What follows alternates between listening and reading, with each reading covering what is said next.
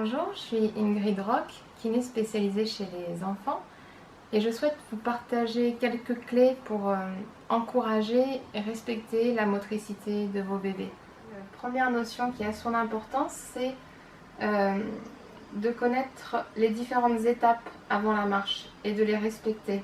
C'est-à-dire qu'il y a une continuité entre le schéma du rampé, qui finalement se fait comme ça, bon, on imagine bien sur le sol, le schéma après du 4 pattes et le schéma de la marche. Vous voyez, c'est exactement la même chose au niveau de la dissociation des ceintures. L'autre notion aussi importante dans cette évolution dans leur motricité, c'est que finalement, en s'érigeant, en prenant leur verticalité, ils diminuent leur polygone de sustentation. C'est-à-dire que la surface de leur contact au sol va diminuer, depuis la position allongée sur le ventre, à la position 4 pattes, puis la position debout. Et il est important qu'ils aient cette progressivité avant d'acquérir la marche. Donc je vous présente Aélique, notre bébé modèle. Et une autre information importante, c'est que en portage à bras, l'espace du corps qui vraiment rassure les bébés, c'est le bassin. C'est comme pour nous, adultes. Et donc, ce qui est important, c'est, quelle que soit votre manipulation, que vous ayez vraiment une main qui soit en soutien au niveau de la base, au niveau de son bassin. C'est ce qu'on retrouve aussi en autonomie, la base de sécurité. Et même si vous avez qu'une main de dispo, il faut dans ces cas-là le mettre ici et utiliser un peu votre avant-bras pour le sécuriser, même tout petit, mais toujours d'avoir la base du bassin. Et éviter à tout prix de les attraper comme on fait souvent sous les bras et qui fait qu'un bébé il a une tonicité très adaptée, mais un bébé qui a un excès de tonicité va vraiment se raidir et un bébé qui a un manque de tonicité va se laisser aller. Donc vous pouvez faire le parallèle, vous en tant qu'adulte, en tant que parent, si on vous accompagne pour un transfert, pour un mouvement, imaginez-vous qu'on vous soutienne sous les aisselles, c'est beaucoup moins agréable et vous êtes beaucoup moins confortable et vous êtes plus passif, vous n'êtes pas acteur, moteur dans votre mouvement. Donc il en est de même pour les bébés. Si on vous offre un soutien sous les fesses, comme pour la position assise, à partir de là, vous pouvez avoir un joli redressement et une bonne participation. Ce qui peut être particulièrement apprécié par les bébés aussi, c'est de retrouver un enroulement comme dans la position fétale in utero, et ça peut leur amener à la fois de la détente dans les membres et plus de tonicité, de responsabilité dans leur tronc. Donc c'est tout simplement de venir ramener un pied, ramener l'autre et retrouver cette position de regroupement. Et à partir de là, il fait vraiment, sans trop d'effort, un bon redressement au niveau de son tronc. Il y a des bébés qui peuvent être très sécurisés par cette position, qu'on appelle la position fétale ou position Bouddha. Et ça leur permet de beaucoup mieux gérer leur regard. Ouais. Ça leur permet une détente de la base des membres inférieurs et du coup une motricité plus fine au niveau des membres supérieurs parce qu'ils ont moins d'efforts à faire dans le soutien de leur dos. Donc, parfois, des bébés ont du mal à se responsabiliser et vont se projeter en arrière en étant portés à bras. Ce qui est important, c'est de les laisser vivre à minima, tout en sécurisant le mouvement pour qu'ils se rendent compte de l'impact de ce qu'ils mettent en place. Donc là, on imagine, si jamais il se bascule en arrière, c'est de l'accompagner pour ensuite le faire revenir. Quelle que soit l'option, c'est de l'accompagner et vous le faites revenir. On imagine que c'est déclenché par lui. C'est surtout ne pas forcer en le maintenant. Ils sont programmés pour pousser sur les appuis qu'on leur offre. Donc si vous forcez au niveau du crâne ou autre chose, ça va renforcer cette tendance. Donc ce qui peut apaiser vraiment les bébés aussi, c'est toujours la main au niveau du bassin. Vous voyez, la main derrière, elle est plutôt au niveau des épaules, au niveau du cou, pas beaucoup plus haut. Ils n'ont pas besoin, à partir du moment où ils sont bien enroulés. Et de faire tout simplement comme ça, travailler vos cuisses et de faire un mouvement de haut en bas, de bercement. Ça leur rappelle un peu les sensations in utero, qu'ils aient la tête en haut, la tête en bas. C'était essentiellement dans ce sens-là, quand vous étiez en train de marcher. et eux ça leur rappelle des bonnes sensations, c'est assez miraculeux. Ce qui peut aussi leur faire du bien, c'est de venir tapoter un petit peu les fesses comme ça. En portage à bras, c'est toujours votre avant-bras, votre main au niveau de son bassin. Et même quand vous faites un transfert de bras à bras, et bien de venir mettre la main la plus importante, c'est celle au niveau de son bassin. Et ensuite de venir l'accueillir au niveau du bassin et pour soutenir au niveau du dos. Un bébé, quand il a grippé quelque chose, parfois peut avoir du mal à lâcher, ou en tous les cas pas l'intention de lâcher. Bon là c'est son cas, il a envie de lâcher. Sinon ce que vous pouvez faire, c'est juste lui caresser le dessus de la main pour lui plier un petit peu le poignet, ce qui accompagne l'ouverture des doigts. Plutôt que d'essayer de tirer quand il vous attrape les cheveux ou autre chose, c'est vraiment de venir caresser le dessus de la main, ça lui fait plier le poignet et ouvrir les doigts, sans forcer, qui ne sert à rien. Un autre élément qui est important, qui peut vraiment les autonomiser dans leur motricité, les faire participer, c'est de passer de la position assise à la position allongée ou inversement, en les faisant passer par le côté. Donc c'est vraiment de venir chercher l'appui au niveau du coude, de l'avant-bras, du coude, du bras, pour terminer allongé sur le dos. Et ça peut vraiment se faire dès tout petit, le faire dans un sens, dans l'autre, et même s'il ne participe pas jusqu'au bout parce qu'il est encore petit, ça lui donne la notion pour qu'après, par lui-même, il puisse investir et faire de cette manière-là. Voilà, c'est beaucoup plus intéressant de faire comme ça que de faire directement en arrière où c'est un peu déstabilisant et il fait que travailler ses abdominaux. Il ne pourra pas faire comme ça par lui-même. Ou alors de faire comme ça, comme on peut le voir fait pour des examens médicaux. Mais concrètement, dans la vie, il n'y a pas toujours de quoi s'accrocher. Et c'est une notion importante qu'ils apprennent à pousser sur leurs appuis plutôt qu'à se tracter sur des appuis qu'on leur offre. Comment les accompagner pour se retourner, pour aller dans la position sur le ventre? Donc c'est toujours, vos aides à chaque fois doivent être le plus proche possible du bassin. Là vous pouvez l'amener un petit peu à ramener ses petits pieds et puis montrer osciller d'un côté et de l'autre. Et après vraiment de venir chercher ici. On va voir si Hailey qui est d'accord.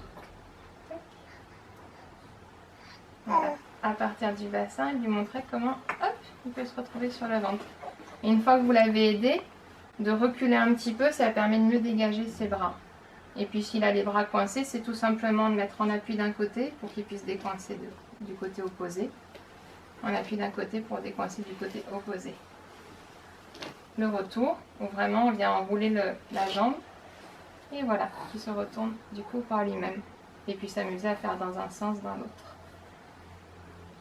Donc pour différentes raisons, il y a des bébés qui peuvent ne pas apprécier la position sur le ventre. C'est souvent en lien avec la digestion, une digestion délicate.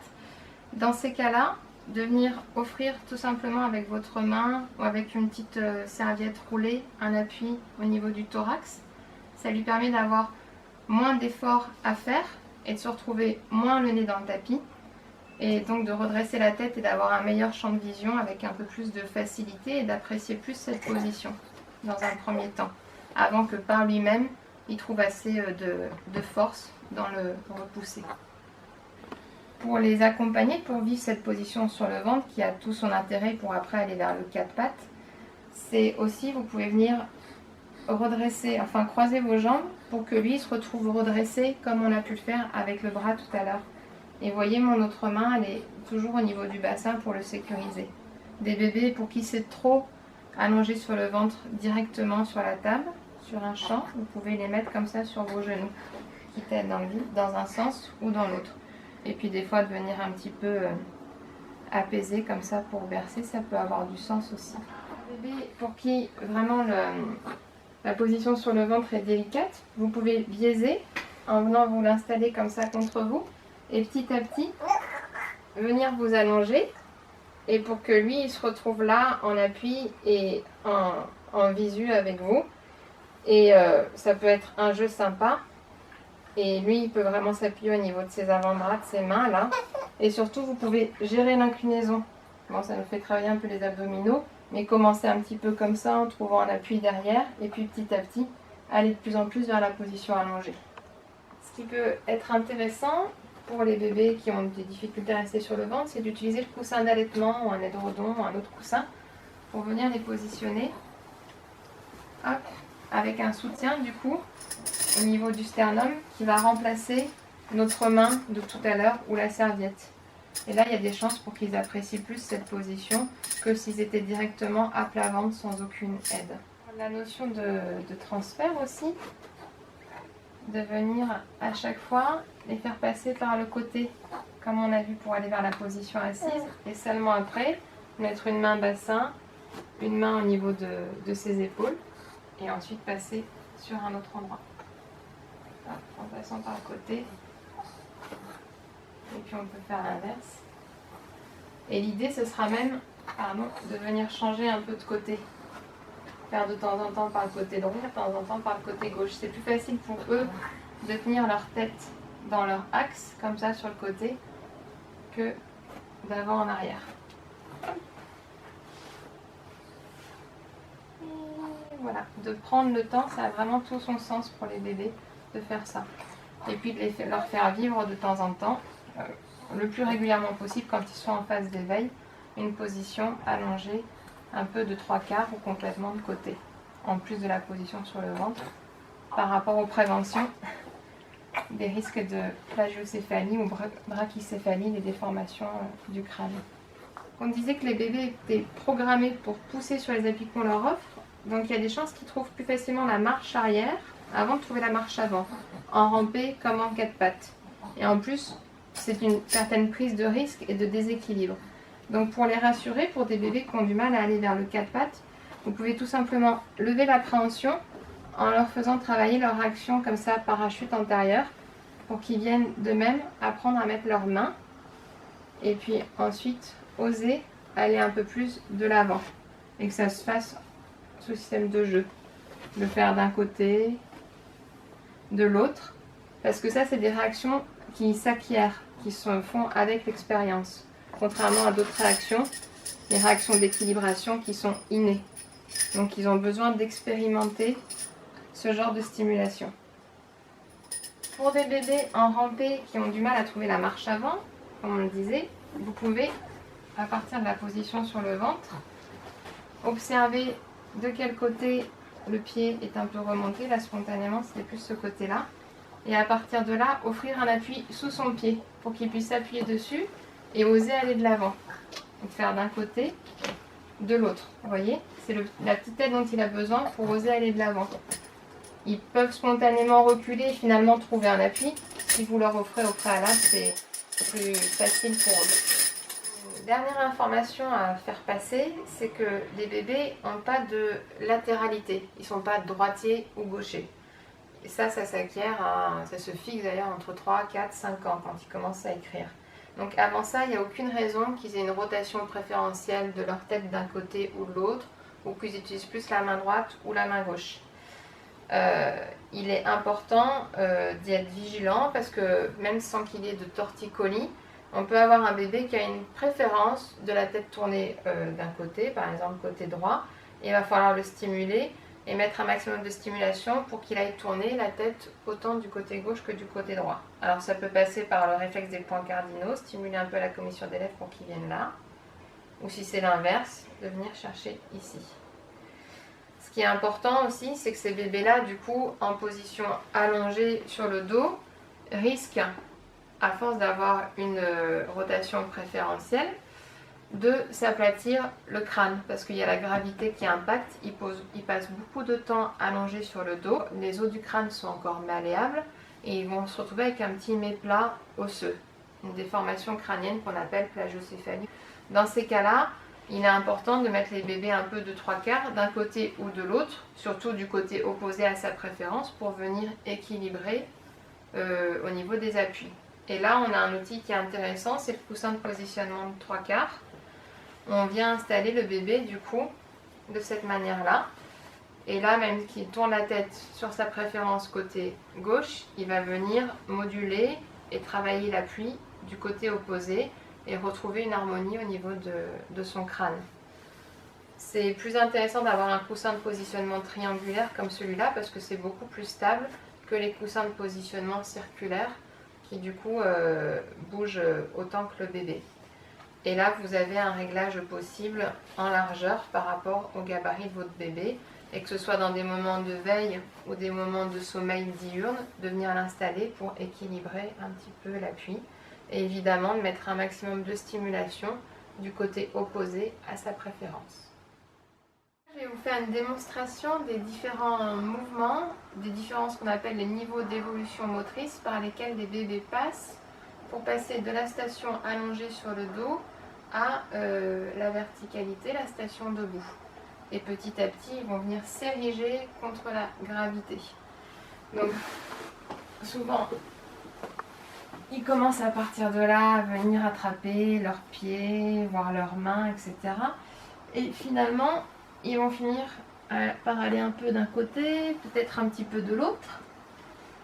Et c'est en allant chercher quelque chose, ou en voyant un centre d'intérêt là, ou en ayant mis un peu plus d'élan, qu'ils vont avoir la surprise de se retrouver sur le ventre.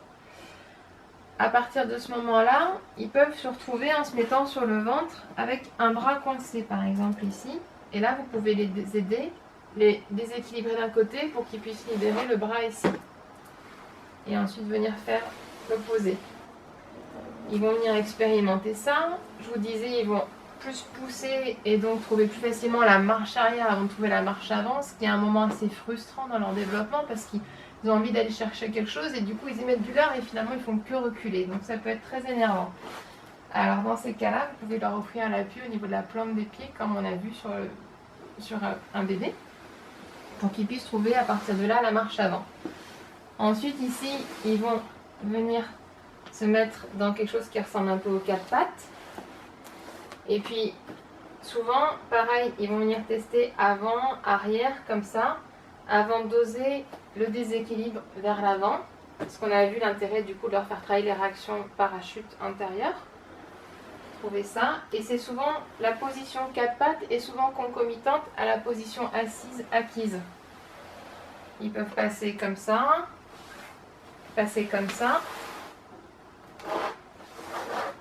se retrouver de nouveau sur le ventre ou passer de cette manière-là.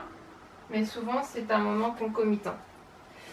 Et après le quatre pattes, ils vont trouver des appuis un peu plus hauts et passer par ce qu'on appelle le chevalier servant d'un côté ou de l'autre pour ensuite venir pousser. C'est toujours la notion de pousser et jamais de venir se tracter sur quelque chose, pousser dans leurs appuis et se retrouver debout.